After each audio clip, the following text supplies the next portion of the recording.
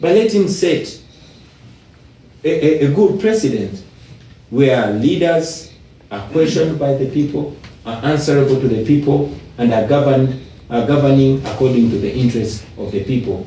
But most importantly, leaders should be subjected to the interests of the people so that people can vote you in and vote you out. Thank you. Yeah, thank you for that. There's a lot there in what you said. I guess I just want to ask one follow-up question, which is, I think I've noticed, I don't know if you've also noticed, in Kampala, in lots of parts of Uganda actually, nowadays, I'm always watching what people put on like matatus, like the images they put on matatus. Nowadays you see a lot of images of like Idi Amin, Gaddafi on matatus, Mugabe even, I saw a duka also named after Mugabe. So why do you think people are now kind of reevaluating or finding something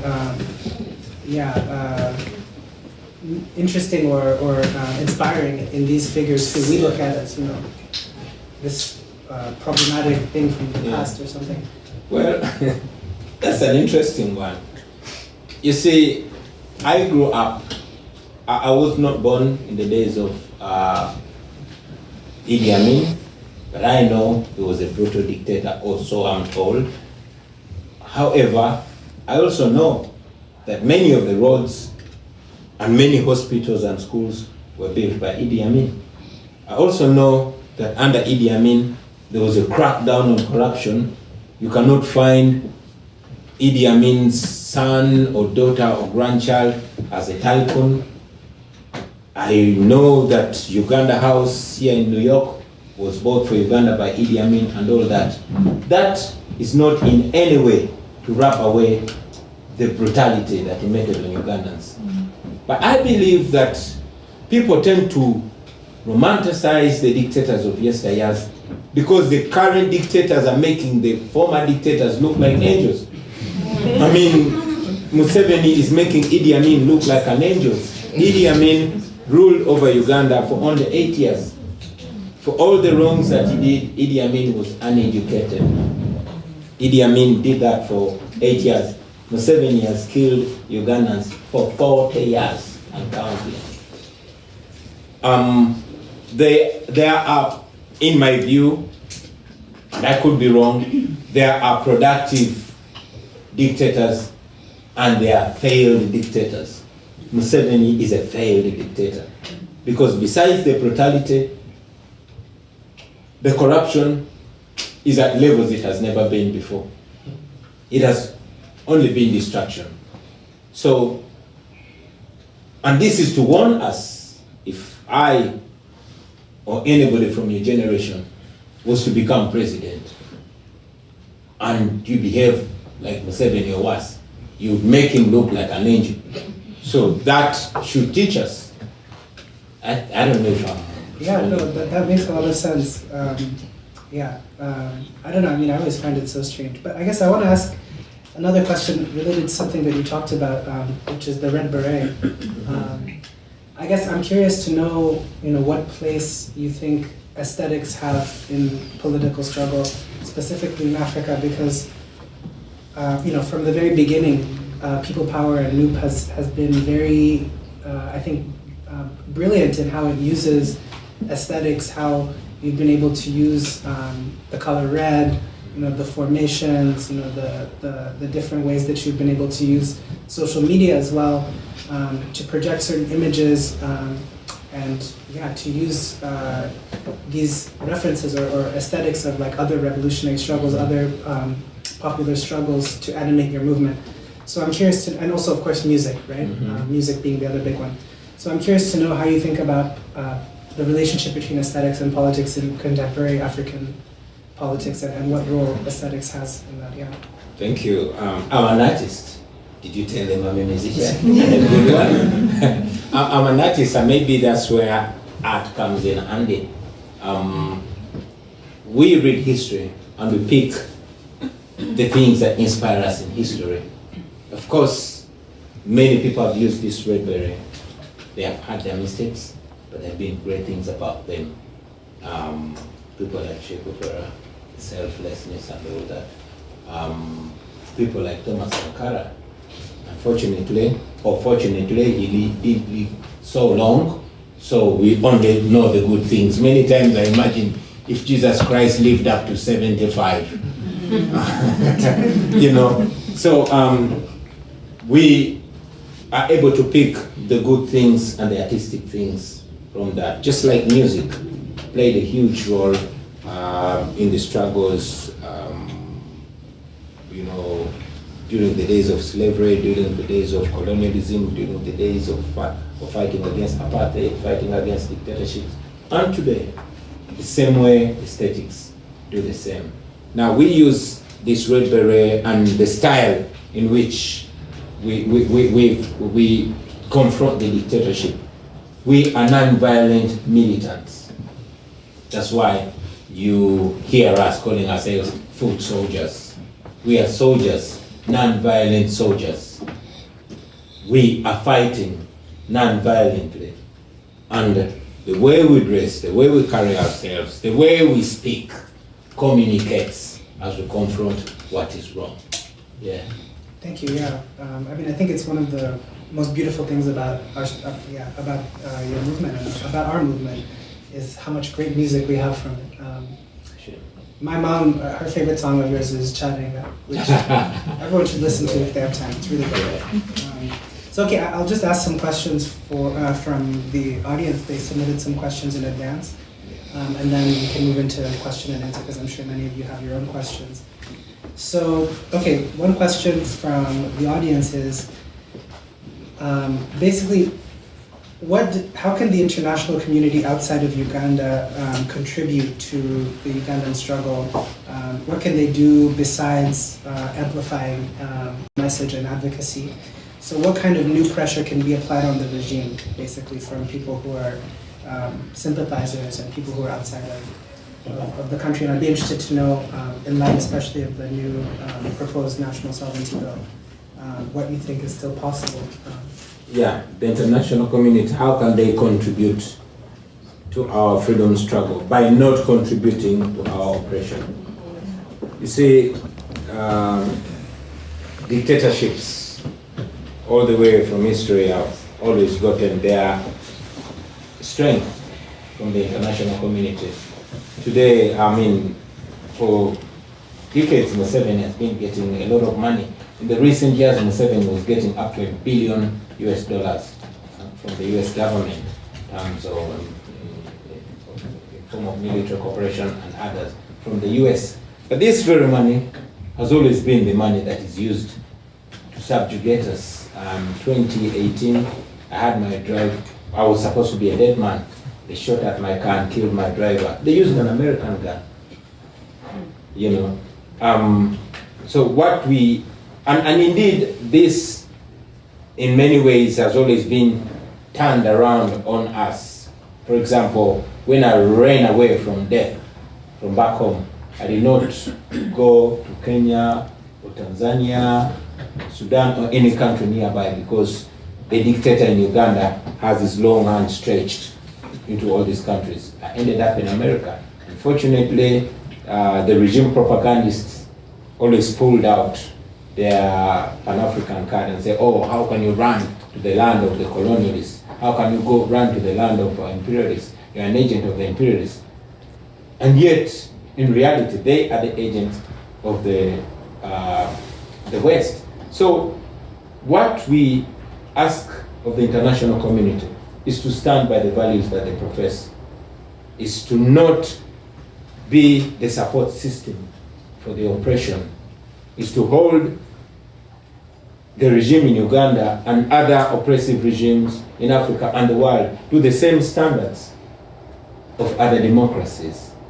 To know that if what the dictatorship in Uganda is unacceptable according to their values, then they should not be funding it. They have laws that, like the Global Magnitsky, that they can evoke, that they've evoked elsewhere. When Taylor did what Museveni did, he was sanctioned. When Mugabe did what Museveni is doing, he was sanctioned. And all other countries. Why then are they not sanctioning Museveni? They should not put diplomacy above democracy. They should not put business above values, you know. We can relate in terms of trade and all this. If they want our minerals, if they want our wealth, it can be on a moral ground and not in exchange of keeping a dictatorship in power. That has always been our ask. That is our ask to today. I mean, Dr. Besigye is in prison. He shouldn't be in prison.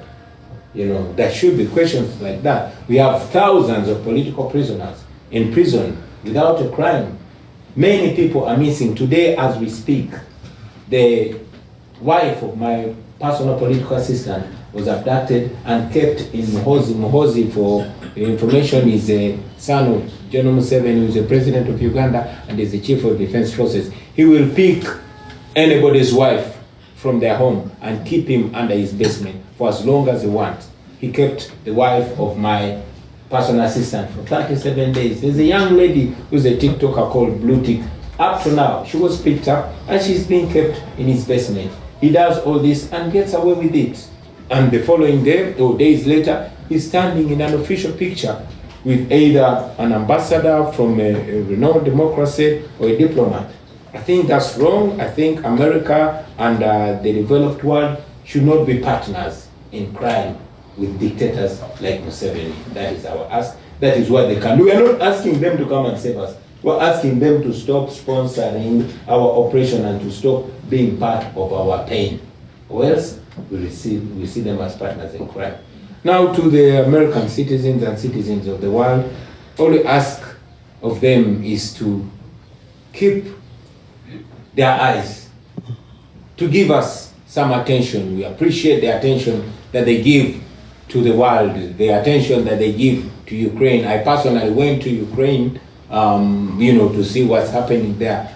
The same attention they give to Ukraine, they should give to Congo. They should give to Uganda. They should give to Sudan. More people are killed in Congo than in Ukraine and Gaza combined. So they should give us attention. They should.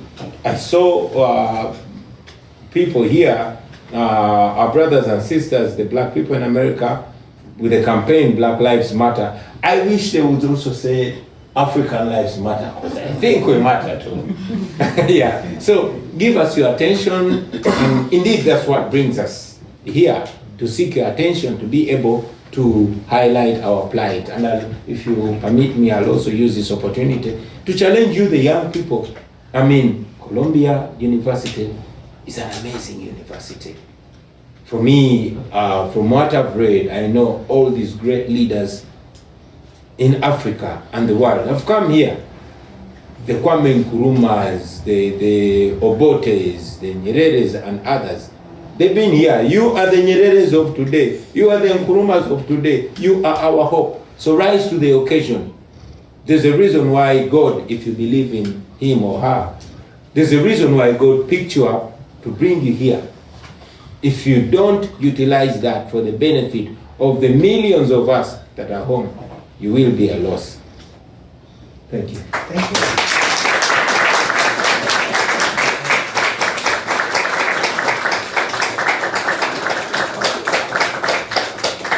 That was great. So I just have one more question from here, and then we can move on to questions and answers. So, this is a question that I guess is a bit more speculative. It's, not necessarily about how we can handle things now, but the question is, how do you plan to handle relationships with international powers in the future, right? So what kind of relationship can Uganda and African countries build with the United States, with the global north, on more equitable terms that don't perpetuate these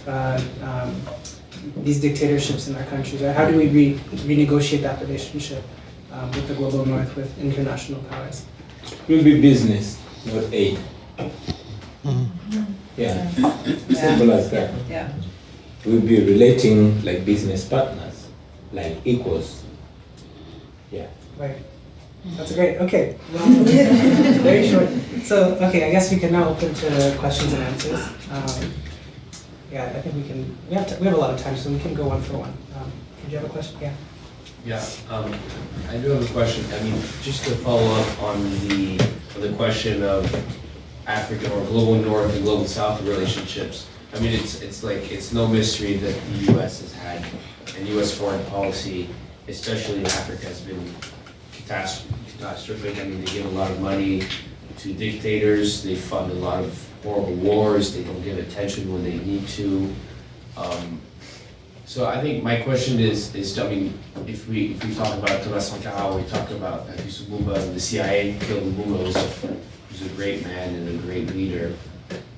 Do you think it's simple as just business transitioning from aid to business because they have such embedded roots or colonial roots that is very much propped over by the ideas of racial superiority? How do we in the global South try to, what are the concrete steps we can take, or the leaders can take, to truly come on equal terms and to approach this as you say, as business instead of aid? Because it seems like a lot of people have tried it, and a lot of people have been either killed or pushed apart by the strong men who act as proxies for imperial interests. Thank you. That sounds like a pessimist question, a scared question. Man, so many people have tried it and they've been stopped or killed. How is it going to happen? You just don't stop. Many people rose up again. Slavery took 400 years. In those 400 years, many people kept rising and got killed and got stopped until eventually it got stopped. Mandela gave us one beautiful quote: "It always seems impossible until it's done." My view, though, is to create as many people as possible, as many mindsets, people that believe in the same thing as possible, the re-education, as many as possible. One Bobi Wine cannot do it. One Kizza Besigye can't do it. Let us create as many Besigyes as possible, as many Bobi Wines as possible. There will be unstoppable. The problem is that back home in Uganda, and largely in Africa, there's always been this Superman syndrome, this liberator syndrome. When one person comes and you believe in that one person, when that one person is corrupted and compromised, it is the end of the story. But if there are many Bobi Wines, if this Bobi Wine before you is compromised or corrupted, the others are going to hold him accountable or kick him the hell out. You know, if there are many of us that will translate into transformation.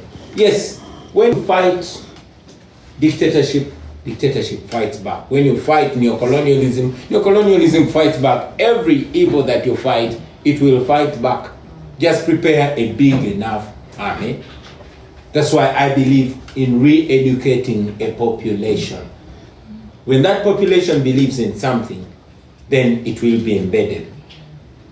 There are so many people that dared to, back home we were colonized for a very long time.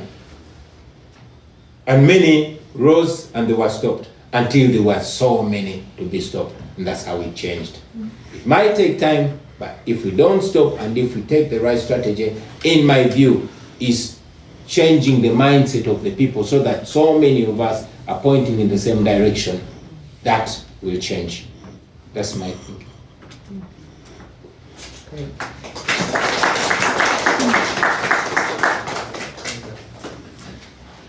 Hi, thank you. It's a big honor, and I've also written a paper on you. So my question is, we focus a lot on how you get power, but for me, I want to think about the day after because I have confidence in you. And we've seen a lot of youth revolutions around the world, around Africa, Sudan, Senegal, Tunisia, South Africa, but a lot of them have been hijacked. Or even the leaders then turning back and betraying the people who they rose up for at the start. And when we look at how Museveni has kept power, he's done it through a big tent approach that then became small tent, using carrots and sticks. And we see that even if you do manage to win the presidency, and there's still a lot of centers of power that remain. So we have, your economic elites, patronage networks, you have the military, you have global neoliberalism, and even, Muhoozi, you have ethnic fault lines that people like Mosi have. He tweeted once, he kept you in his basement to teach you like Banyakole. So how do you ensure that you have that sort of structures within your movement and in the future that prevent this any transformation from being hijacked and even preventing maybe yourself from turning bad, I guess, because not all these people start out as monsters, as you pointed out. So what happened down the line, and how do we make sure that doesn't happen? I like that question. How do we make sure it doesn't happen? And I like you saying, how do we, not how do I? Because I'm not asking you to believe in me. I'm a human being. And I've seen good people go bad. When Museveni was my age, man, he was eloquent.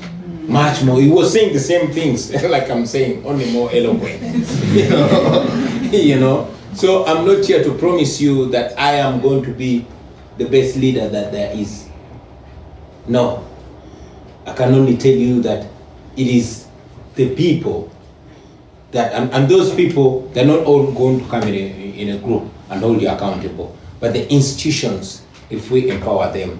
So we don't believe in empowering an individual. We believe in empowering institutions, because institutions will outlive human greed and human temptation. And that, for us, in our movement, the People Power Movement, and indeed the National Inter-Platform, the party that I lead, that is what we believe in. We believe in institutionalization. I am accountable to the people that I lead, just like they are accountable to me. We are accountable to each other. But also, we want to empower people to hold us accountable. I believe that's the only way we can get there. But most importantly, to also encourage people, especially you, the young people, to take charge of this and to get involved. Because, yes, I'm here, not because I'm the most educated. If it was not for the frustration and the anger, maybe I would only come to Columbia University to sing music to you and not to talk politics to you, you know. But here I am. So I want, or we should encourage the young people, especially the ones that have been lucky to get the education and exposure that you get, to get involved. And when we get involved, then we get to hold our leaders accountable to do the right thing, but not to leave one person to choose. Like I said, leaders don't do the right thing because they are so good-hearted. They do the right thing because they are held accountable and because they know there are consequences to doing the bad thing. Yeah. Thank you.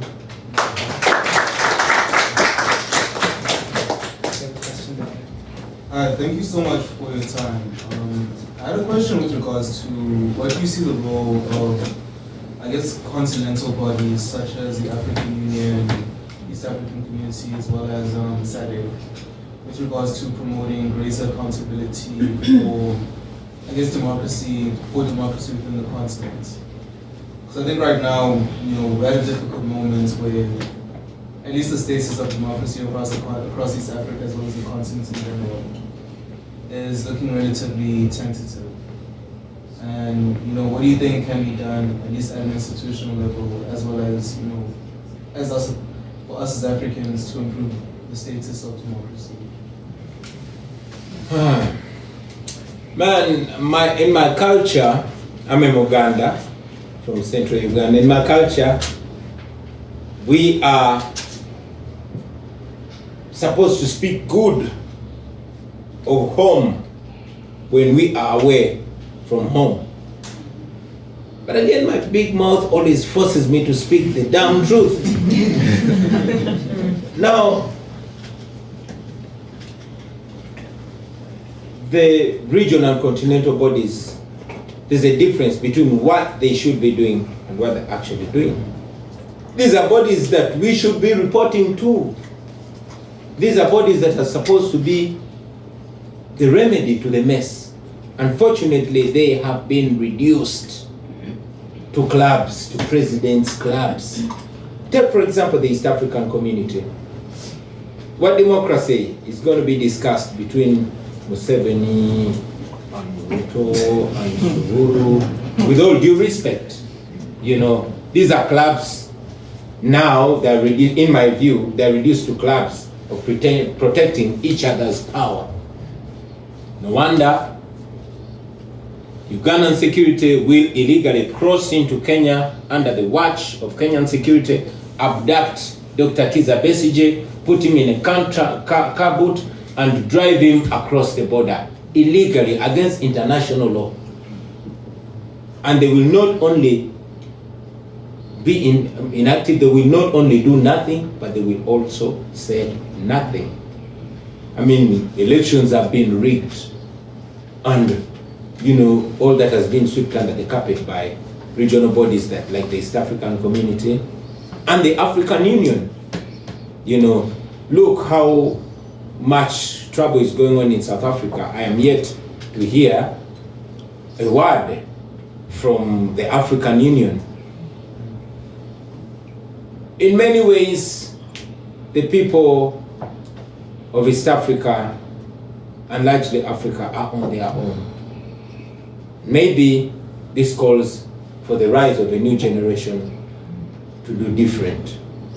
But as of now, the East African community is nothing worth its name. And so is the African Union.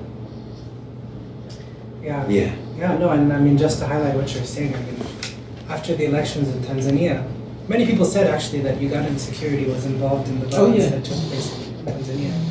In their election, but after the election, you know, Museveni was the first one to go show up and congratulate President Suluhu and, you know, to normalize what had just happened. I remember seeing a tweet at some point saying, like, you know, these presidents are just in a group chat copying each other or something. Which, I mean, it seems true. Like, even in Tanzania, if something like that could happen in Tanzania, I mean, everyone's shocked. Other questions? Thank you so much for being here. I really appreciate this. I'm Kenyan. So in 2024, we have the finance bill protest, like what was like by Gen Z. And I'm wondering, like, what do you make of that protest? Because it was like, oh, you know, partyless, we have no leader. Like, I'm wondering, like, what do you think of that, and what can be done in the future to hold our leaders accountable? Thank you. Those young people of Kenya are such an inspiration. That is the way to go. And I would encourage all the young people of East Africa and Africa, and indeed the world, to emulate that.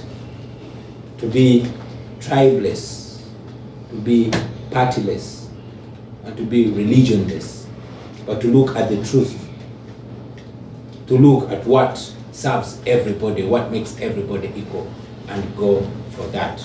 For so many, and I'm calling upon young people to be partyless. I'm a leader of a political party, but I always tell the young people of Uganda and indeed East Africa and Africa not to be boxed to their political parties, but to follow what is right and do that. At least they were able to push back against that bill, and it was thrown out. Today, and Anselm talked about it, today there's a new bill in Uganda. I've been told by many leaders that it was introduced after I escaped out of Uganda, and the regime knew that once I'm out of Uganda, my big mouth is going to cost them. And therefore, they are bringing a law that declares every Ugandan that walks out of Uganda a foreigner. Oh yeah. It's that shocking, but that's exactly what's happening in Uganda. And to forbid any sending of money back home without going through a minister. So if you are Ugandan and you want to send your sick relative money to go to hospital, you have to get permission from the minister. Why? Because they fear that those that are supporting the opposition are going to be sending money back home. For anybody that leaves Uganda is a foreigner, even if you hold a Ugandan passport and you left last week. And anybody that you send money back home is regarded an agent of a foreigner. And if you receive money without the permission of the minister, you risk going to jail for 20 years or paying a fine of 2 billion shillings. 2 billion shillings, that's, how much is 2 billion shillings? $100,000? No, much more than that, yeah. 400,000. Yeah, thereabout. So, that, in a way, is ruled by law. But for the young people to be able to stop that, they should be able to push back. Like I said earlier on, it's risky, but sometimes the solution is in the risk. Yeah. Yeah, and I mean, these laws have histories, right? Like, these laws have been around in places like Russia for a long time. There's like an authoritarian playbook that our governments are really good at trying to emulate. Yeah. Hi, my name is Joe. I'm Ugandan. Let me start by saying, first of all, my mother loves you. Send up my love too. As much as she loves best, yeah. Yeah, she watches the news every day and she's always coordinated about what's going on.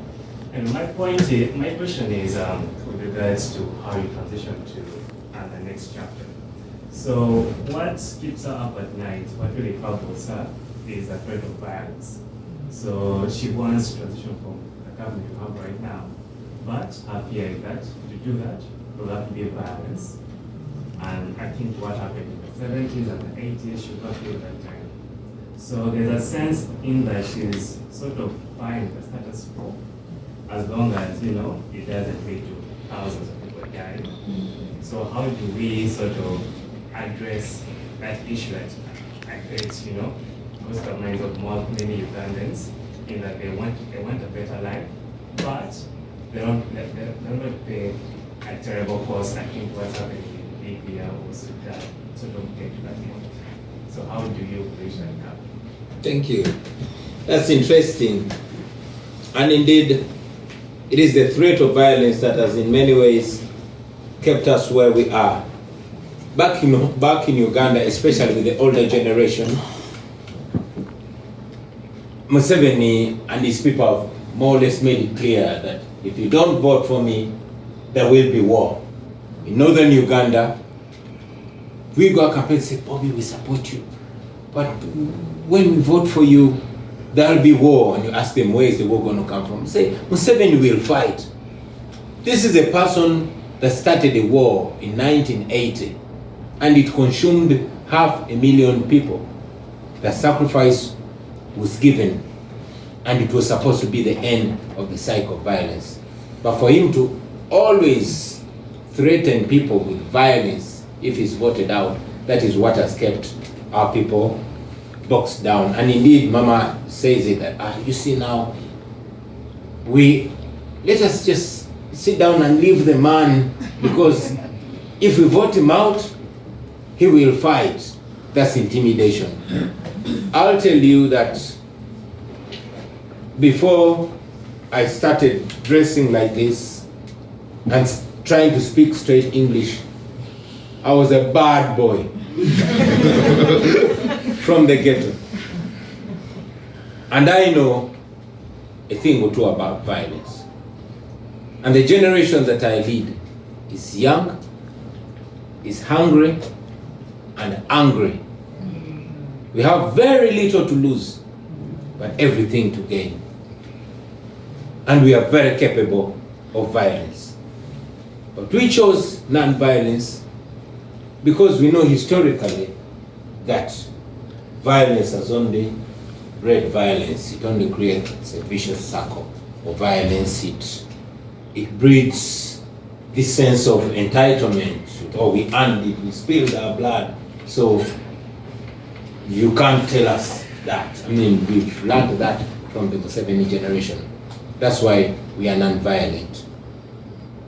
But unfortunately, regardless of how non-violent we've been met with extreme violence, abductions, killings, and everything. We have preached non-violence all through the campaign. But on the day of election, I was raided. I was put under house arrest. Just less than 24 hours after the election, I was raided and I was forced out of my country. So while we believe in non-violence, we are slowly getting to a level where I will not be able to control the young people that want to free themselves by any means necessary. So the best way to avoid this violence is to have Museveni go peacefully. As a matter of fact, there are some people, many people who are beginning to persuade me to look more the Malcolm X way and say sometimes you have to pick up a gun to put down a gun. That is not what I'm encouraging, but I didn't say I'm discouraging it. Thank you. Yeah, and I think also just on this question of violence, I have a lot of friends who say similar things, like what will happen, like maybe we'll be brought back into war. But I took a trip to Kidepo recently. I mean, these areas in the north were really only pacified very recently. People have memories of like violence and fighting that was extremely traumatic, way beyond into like the NRM period. So the question is really peace for whom, right?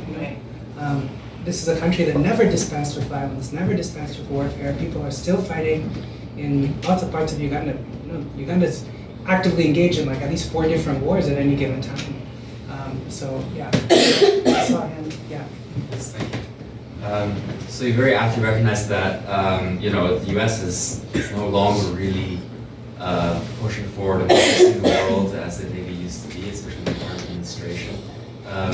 But of course, there are also other powers getting involved in Uganda. The Chinese have launched some projects with the Museveni government under the Belt and Road Initiative.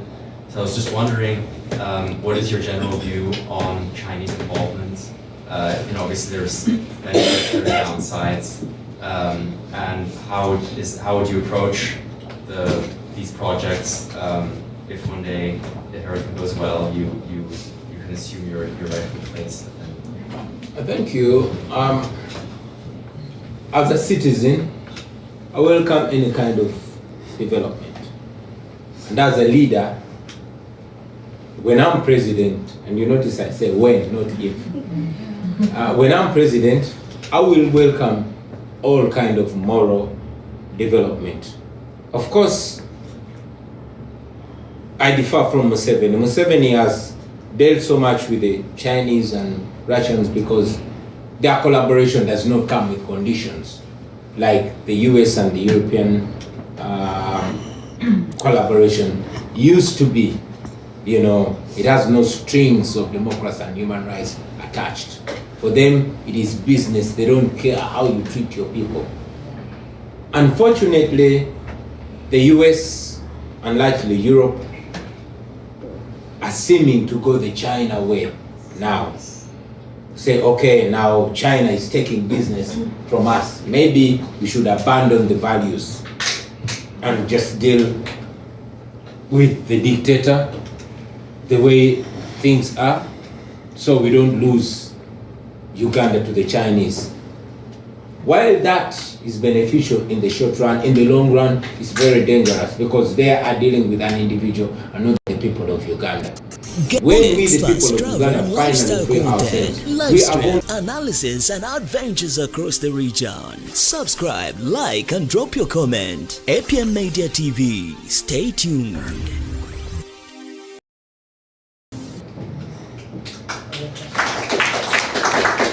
Okay, so 2 hands. Okay. Good evening, and thank you for being here. I'm Ugandan myself. I'm from the north, from Arua specifically. And among my friend groups and in the chat, there's 2 sentiments that are echoed. The first is that some people don't think you're serious about really being a political candidate, that because you spend more time outside and it feels like you're pushing more Bobi Wine the artist and going to award shows. I don't believe it, I'm just sharing. As opposed to being the presidential candidate, that's serious. The second question, if you'll allow, is that your personal bodyguard, Eddie, who's currently being treated like a terrorist for stealing his sweater, what's your plan to help him, especially if you're spending more time out of the country, allegedly, instead of being home? Thank you. Okay. It's interesting. Yeah, for the record, I'm an artist and a good one. In fact, I'm a star. That is supposed to be an advantage, not a disadvantage. You know, it has given me an edge over other politicians. And of course, they're going to fight it, they're going to try to ridicule it, they're going to try to make me sound or seem unserious. Am I serious about being president? Hell yeah! I've run and I've won the presidency twice. You can't be more serious than that. I spend more time outside Uganda than in Uganda.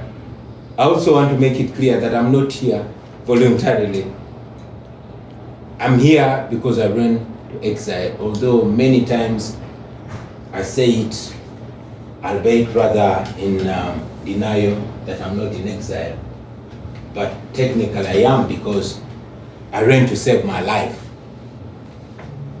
Now, those that say that they resemble somebody who's going to beat you and say you cry so loud. I'm not in my country because I want to be alive some more. I want to postpone my execution. Like you are aware, the opposition leader that inspired us, Dr. Kizza Besigye, is in prison, not because he committed a crime, but because he's feared. That's why he's in prison. If I was in my country, I would either be dead or in prison or somewhere being tortured. Now nobody enjoys being tortured. And in any case, I think I serve the struggle more when I am here advancing the struggle than sleeping somewhere in a torture chamber or in a prison or in a grave. So that's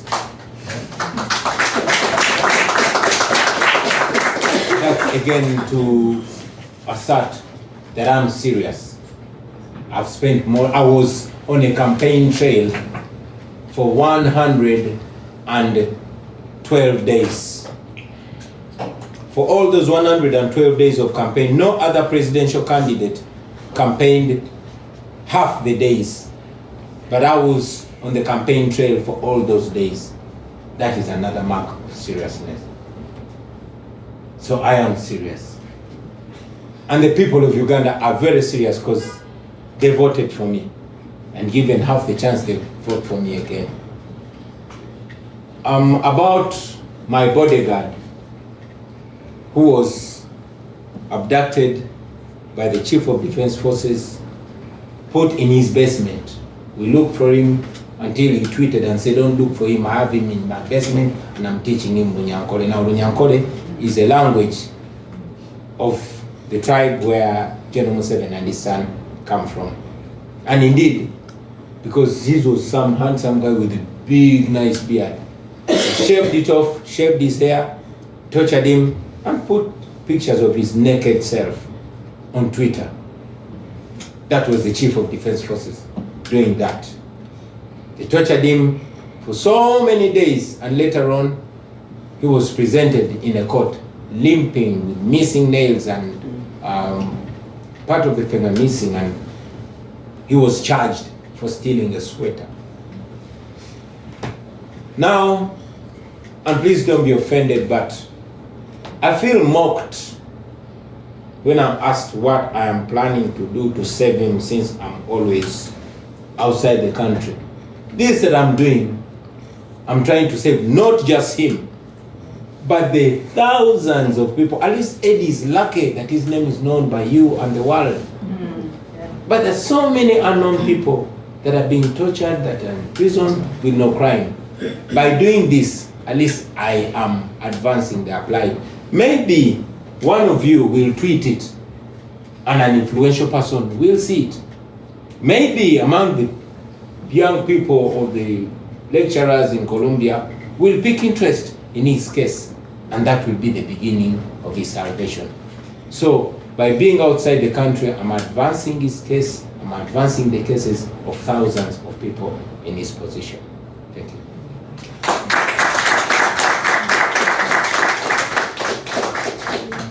bunch of hands. I think I saw you first, and then we'll go back to you. Do you want to go first? My name is Nani Anzi, and my question is like a mix of three questions I have. So if Museveni relinquished power today peacefully, what would you do to optimize and capitalize on the Ugandan industry specifically, since you say that business is going to be Ugandan aid? And what policies do you plan to change to execute that plan? And then what no's are you willing to say to that presidential part that does have these advantages if you're the president of Uganda today? What are you willing to sacrifice by saying no to some of their injustice practices right now?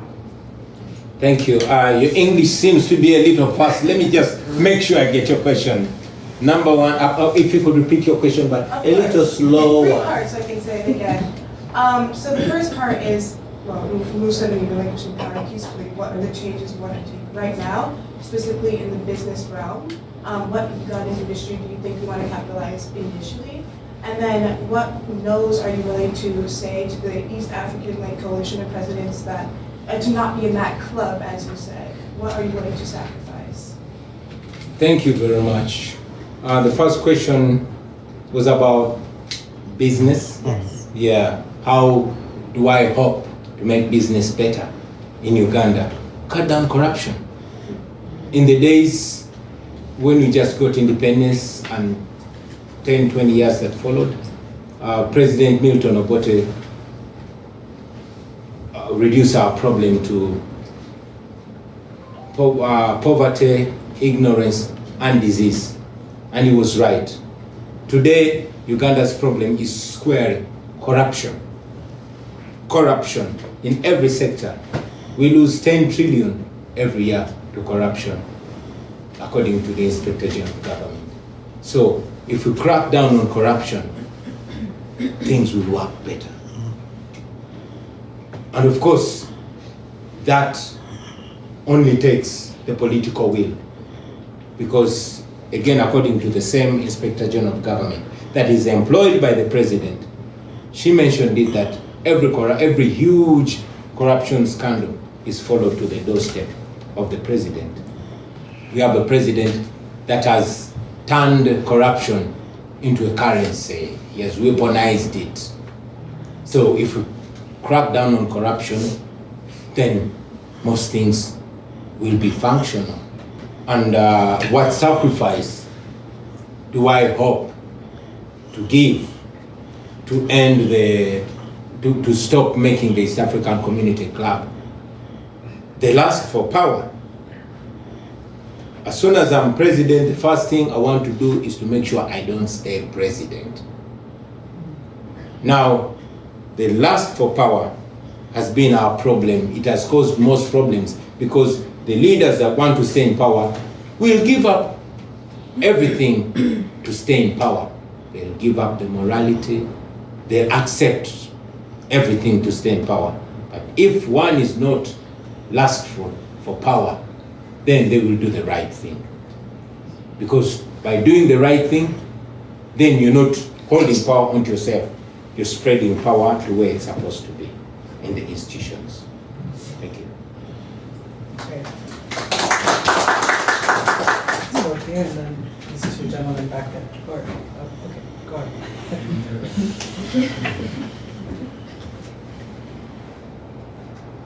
I don't have too much to say. Because, Mr. President, you don't know me, but you know me. I'm one of the survivors. I was from Delaware. I visited last time. I was talking to some of the people they cannot, they thought to give me a contract and what happened. I've been talking to Waiswa for a long time, and I didn't receive my messages until he was jailed and I couldn't get communication with you.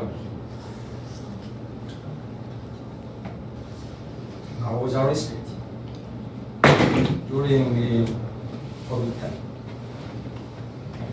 I survived it. I will not say, tell that people were to me because you know what, in the government. But most especially, I helped you. A lot. You know that.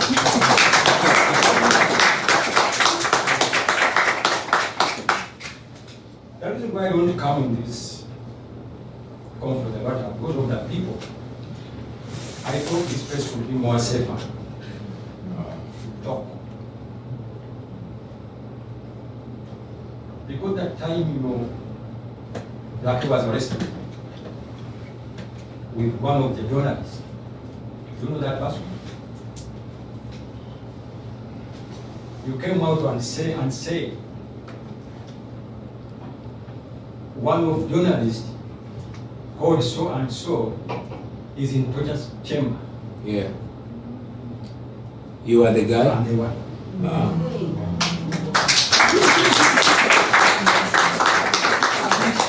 My messages towards the campaign. I don't know whether I have that program or it's my message through Nankora.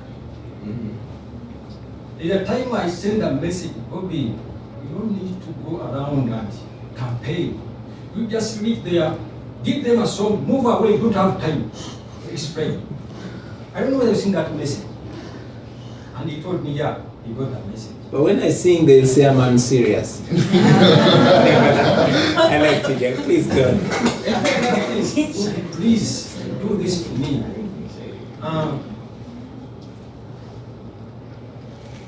Don't go with security, your security in different places.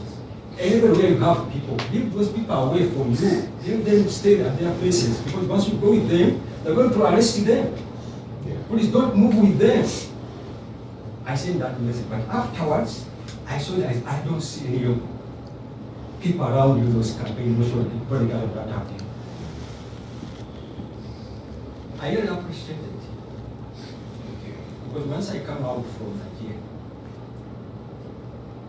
I called Zach. We talked a lot. And my lawyer was killed. Please ask your question. Maybe we can interact later to give everybody else chance. I'm sorry. Looks like you and I need to have a lengthy conversation. Yeah, that's why I talk like this. I don't talk too much, but I give you the hint so that you can listen. We'll get time and talk. Sure. My lawyer was killed as poison. Who was that? My best friend was also did a temporary. Hakim. Is that Bomeli? Hakim. Lega. Was a Muslim lawyer. Yeah. The leader of Muslim lawyer. You know that he educated. In the name become, as we say, me and me at this moment. But people around me were killed. I cannot explain a lot of people who was killed in that process. But myself, I'm the only person I think who survived. Because I went in every chamber, like 5 chambers, total chambers, and I survived. Your voice helped me a lot. The reason why I was tortured for, I didn't so beaten, they didn't beat me too much because of some of the people I told you why they didn't beat me too much. Please, I don't want to think about that because I've seen a lot of things. You people, my sister, if I see someone talking about that boy, I call him boy because he's young to me. You don't know. You never reach that extent. People are suffering. People are suffering. Maybe you know people around you, those are arrested at this moment. But you don't know what happened there before you come. You came. Zaki came in another prison, I was somewhere. They told me Zaki there. They released me. You know what I mean? Releasing you from that. For or you think Zaki was arrested. Not so. But moving you from that place to come to Zaki's place was like coming from Uganda to New York. I helped Zaki to write that message to the sound. That you know, go and call this person the father of Zaki. To know where he is. They noticed that maybe I'm among those people who make an information. People who know where he is. I don't talk about it. All that reason I don't go in different conflicts because I see people joking. They're joking. They don't know themselves. Someone saying, if I'm going, the country is going to be a problem. What you're talking about? If you know, if you don't know, you know. For us, we survive because of our parents. Because if my parents are not so close to the government,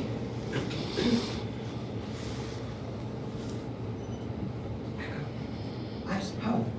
You cannot survive. If you see someone with, you can say, Eddie Mpe in jail, you can see people around. You see Eddie Mpe coming to the court. That is not a teacher. There's people down there. They don't know what it is. Then down the basement, you cannot see the sun. Man, they can take you without light. Down. If you want power, it's not what? Job. You don't know what. I don't want to say much, Bobi. I can say I'm appreciative about what you do.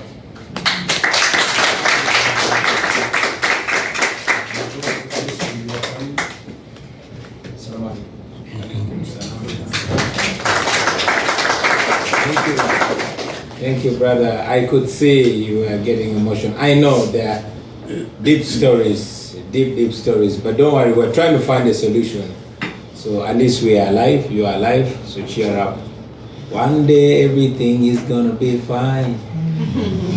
Yeah, thank you for sharing that story. I mean, personally, I know so many stories like this, and I don't understand how so many people can just go on living their ordinary lives knowing that these things are happening and knowing how much they don't know. I think every Ugandan should feel a terrible burden on their conscience. Anyway, yes, you had a question. My name is Irina. I'm originally from Belarus. Oh. And I know what is the regime. Yes. When I read the news about Uganda and what is happening there, I am having like deja vu. Because we had the same. Yeah. So getting back to the idea of violence and non-violence. We used to be non-violent soldiers for many, many years. And Belarus doesn't have real election for 30 years. Every election is fake. So what we got with our peaceful protests. In 2006, protest failed. 2010, protest failed. 2020, we had a huge protest. Many people involved, and we just wanted Lukashenko just go away peacefully, nothing else. We got massacre. Dozen people killed, many people tortured, many people are in jail. We still have many political prisoners. It's kind of last dictatorship in Europe. Yeah. Shame. So, question is, what is the probability of winning if we will continue just peaceful protest in the future? Maybe we should change something. We should change strategy. We should be more aggressive, more efficient, not just peaceful. Because people lose faith, people lose power, people lose what is the worst, their lives. So what we should do. And last but not least, 3 years ago I visited Uganda. And I made videos, like a movie about my trip in Eastern Africa. I tried to reach your team regarding copyrights because I used your songs in my video. Unfortunately, I didn't get any response, so I just used your songs. I mentioned who is the doctor, Bobi Wine is the singer. Sorry, there are no royalties because this is a commercial video. Thank you. Thank you very much, my sister. First of all, I'm glad to meet you. Every time I meet a person from an oppressed country, it's like I've met a brother or sister because we share the same plight. For clarity, my music, and I made it clear that anybody that uses my music for revolutionary purposes and for purposes of benefiting humanity, they are free to use my music. So don't worry, and encourage other people to use my music for the benefit of humanity. That's the least I could contribute. And I'm very glad you visited Uganda. Now you asked a very intriguing question. What other strategy? Here in America, there were arguments back in the day between Martin Luther King and Malcolm X. While Martin Luther King was advocating for non-violence, and Malcolm X was saying that it is immoral and indeed criminal to tell people not to fight back. When a murderer comes to your house, you're not going to sweet talk them away. And yes, reading the history of the great Nelson Mandela, he taught us that non-violence works when the oppressor has a conscience.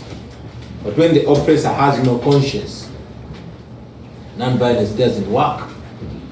I mean, we have protested and they've massacred people, young people, babies, Gen Zs in Kenya and Tanzania came to protest non-violently on the street and they were mowed down. Painfully, the international community, the supposedly moral world, the free world, looked on. And before long, they were pouring billions in Tanzania, like they do in Uganda and other countries. Therefore, what other strategy? There's what is ideal, and there's what is real. The ideal is non-violence. The real is violence. However, I'm persuaded that the ideal can actually be real.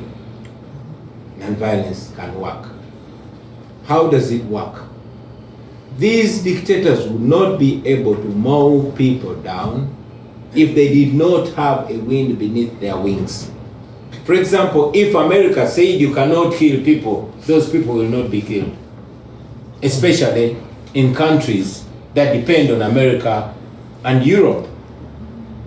Well, maybe in China, Iran and other countries, it can stand. I was at a conference with a brother from China, and he was asking for my advice. Says, I come from China and this and that.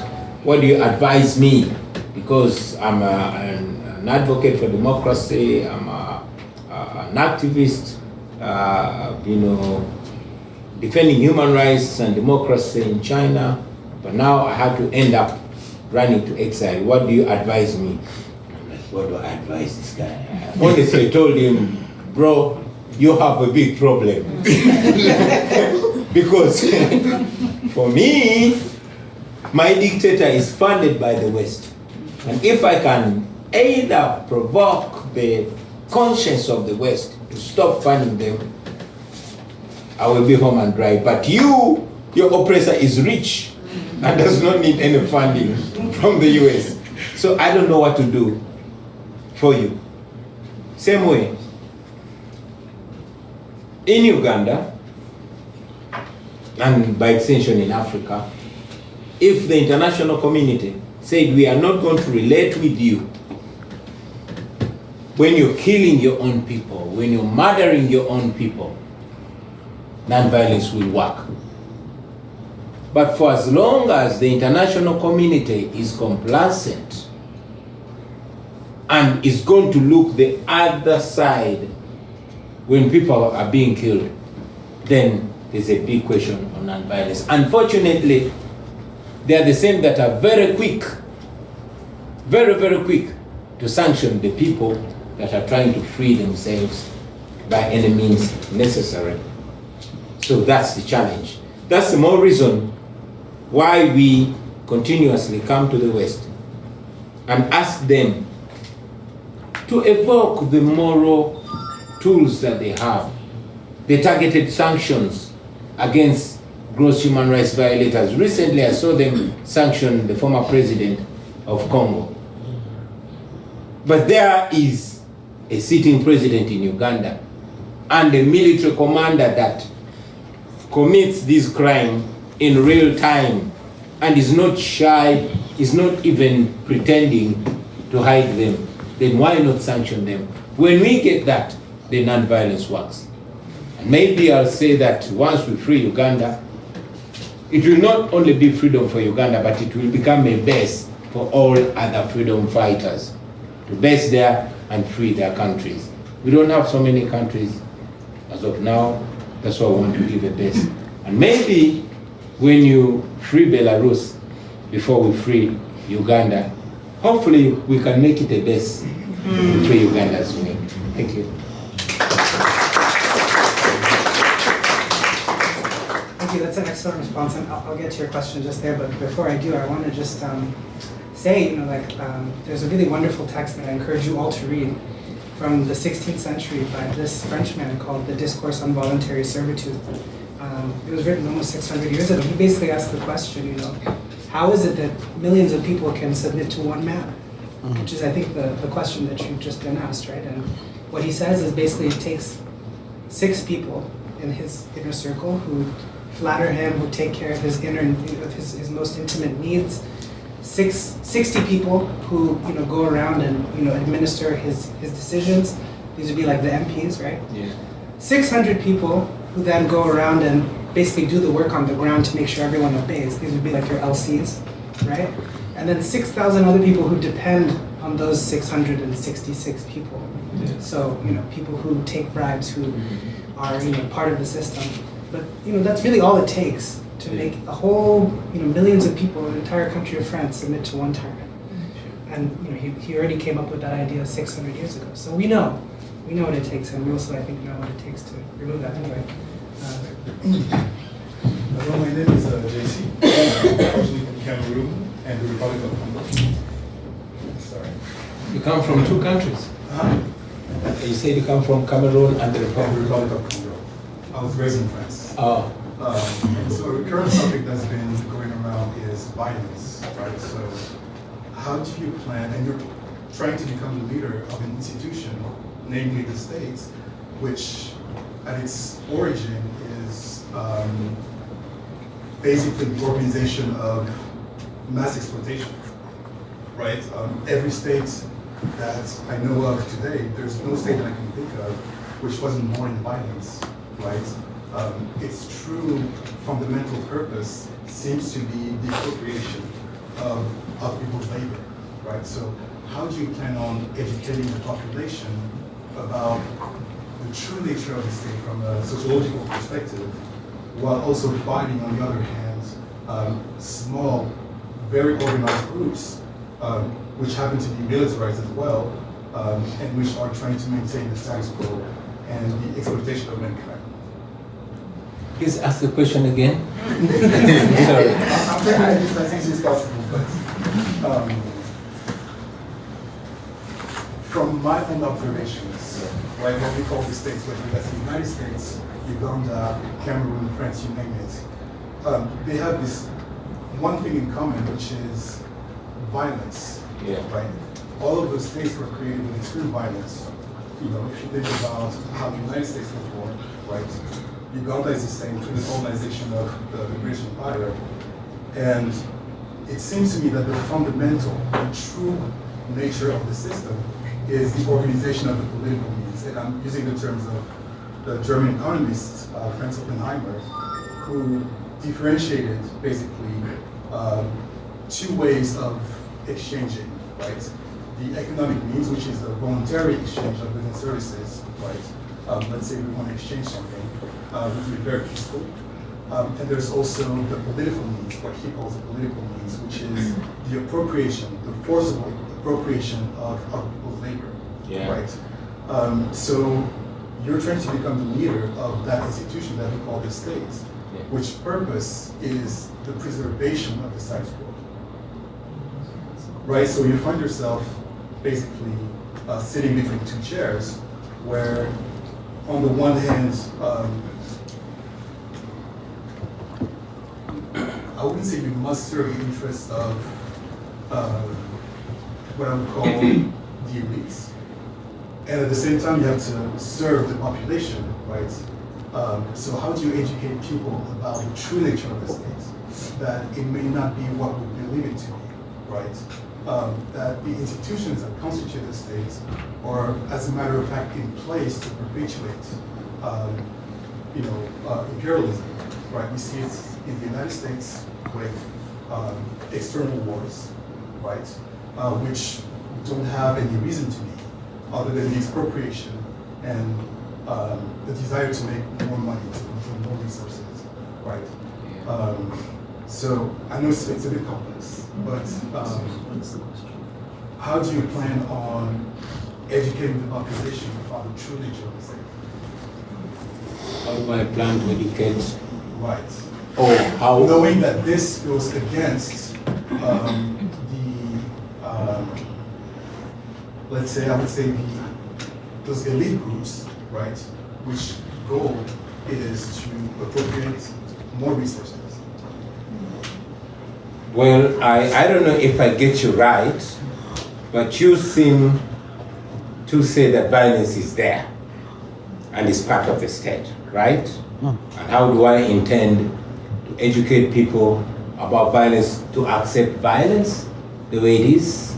Not to accept violence, but to educate people about the fact that the state, as it is, maybe not the institution that we believe it is, right? That its genesis is rooted in extreme violence, whether you talk about colonialism, right, which happened in very cruel ways, cutting hands in the Congo, and there are so many different examples.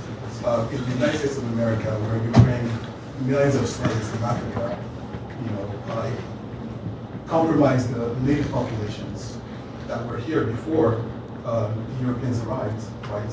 So the true nature of the state, like I'm saying, is rooted in violence, right? How do you educate people about maybe finding a solution which lies outside of the traditional solutions that the state would propose? Thank you. If I get you right, first you seem to suggest that violence is part of us and is intertwined with the state, which I disagree with. What I believe in is, yes, violence is there, but it must be tamed. It must be tamed by the people and owned. There's no country that is more violent than America. But America, the violence is tamed. It is the people over the violence. For that violence to happen, at least in my opinion, I could be wrong. And that violence is not supposed to be against the people, but the people are supposed to control it and decide. For example, one writer wrote that the role of the military is to protect their people. And if the army is to protect the people against their enemies or the enemies of the state. And if their army is against the people, then the people are the enemies of the state. So, in the case of Uganda, we want to tame that violence and be able to direct it where it benefits the people, namely against the enemies of the people, not against the people. And when we tame that, then the people will determine what kind of state they want, not what kind of state an individual wants. As of now, violence, we are subjugated by violence. We are not above it. We don't direct it against the enemies of Uganda because we are reduced to being the enemies of Uganda. It should be in control of the people. The police is violent, but that violence is supposed to be against crime, not to control the people and to control their thinking and to control their choices. So our ultimate goal in simple terms is to subjugate violence, is to subdue the guns, to make the guns subjects of the people and not the other way around. Thank you.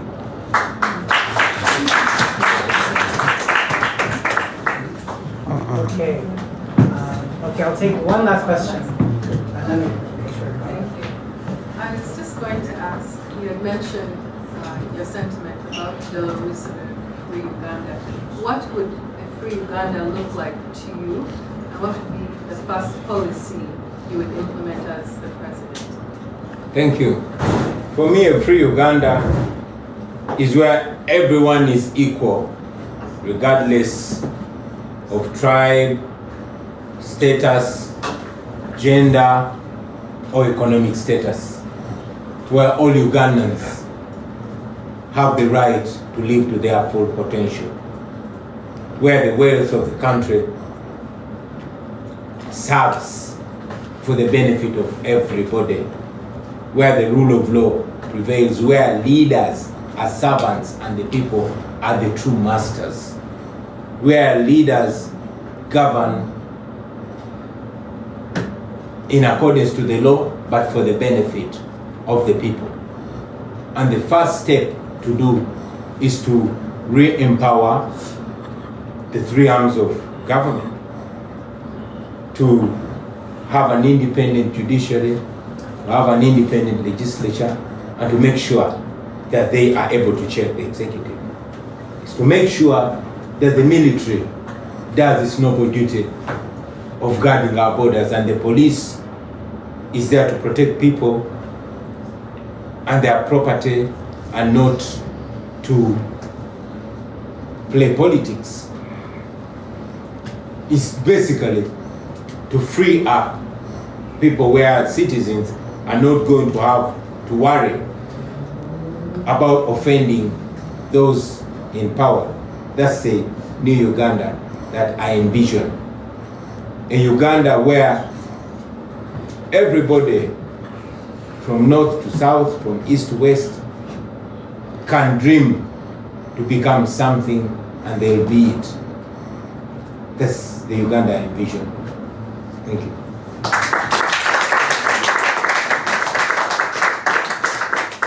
I think that's an excellent note for us to end our discussion.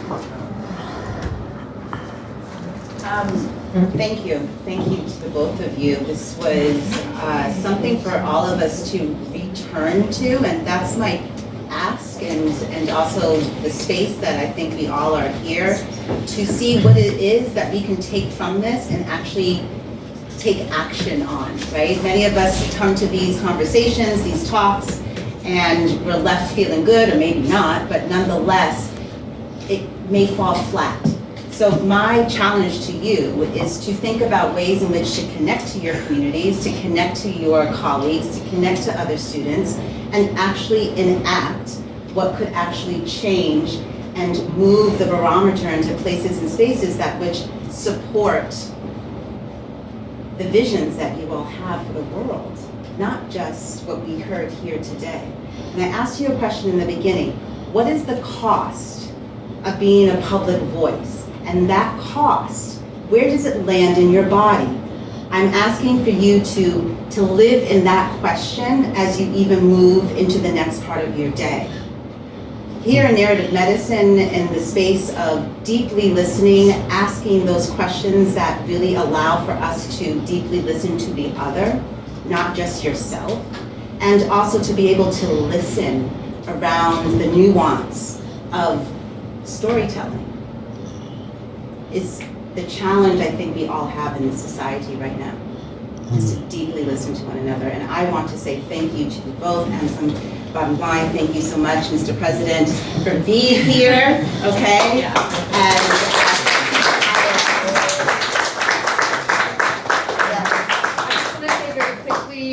Thank you very much to our speakers and Bobi for being here today.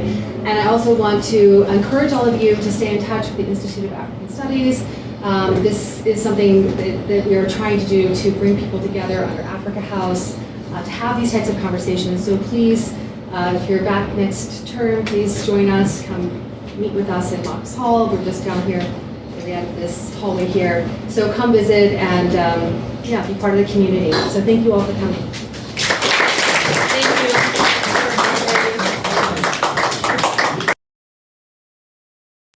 Get updates on politics, plus travel and lifestyle content, live streams, analysis, and adventures across the region. Subscribe, like, and drop your comment. APM Media TV. Stay tuned. APM Media TV, wanwe tukutusizako amawulire agabuli kika, agafa wano, aga East Africa.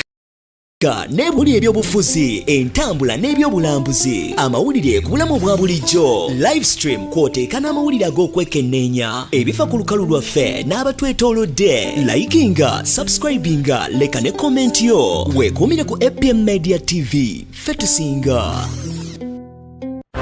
APM Media TV, wanwe tukutuusizaako amawulire agabuli kika, agafa wano, aga East Africa n'ebunaayira, omuli ebyobufuzi, entambula n'ebyobulambuzi, amawulire ku bulamu bwa bulijjo, live stream kwoteeka